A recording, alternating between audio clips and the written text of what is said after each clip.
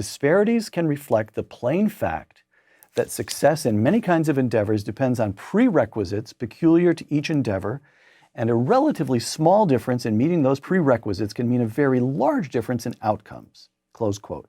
Now, you illustrate that point by describing a sociological or psychological experiment that Professor Terman here at Stanford conducted at the beginning of the 20th century or so. Well, it wasn't so much an experiment, it was an empirical study.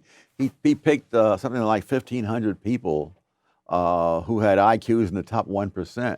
And he followed them, or his program did, for a period of more than 50 years to see how they turned out.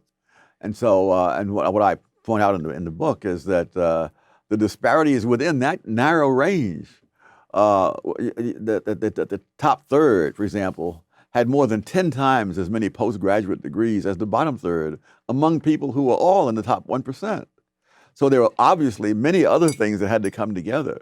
Right. The other thing was that two people who failed to make the 140 IQ cutoff ended up getting Nobel Prizes in physics, as nobody among these 1,500 ever did. Mm-hmm. So obviously there have to be a lot of things come together. And you write, again, I'm quoting you here, Tom, the biggest differentiating factor in that study was family background. Yes. And explain that. Well, the ones who were in that top third, they came from families that were more educated. The ones who were in that bottom third, something like almost 30% or so, had a parent who had dropped out of school before the 8th grade.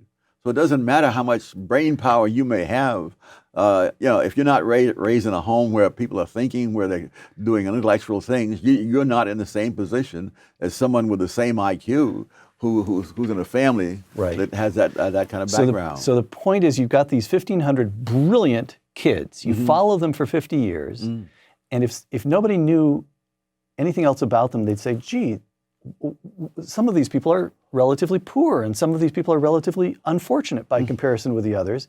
And Tom Sowell says, well, the genetic argument is ruled out of bounds immediately because they're all brilliant. They're all in the top 1% in terms of smarts. But so is the argument that anybody victimized them. The principal factor that accounted for success as opposed to failure or ending up was family background. And that's really not victimization. That's a question of almost cosmic luck. Absolutely. What kind of family? That's right? Is that right? Yes. This is why I spend so much time on the difference between the firstborn child and the others. Oh, explain that. Well, I first became aware of this years ago when I came across some data on the finalists for the National Merit Scholarships.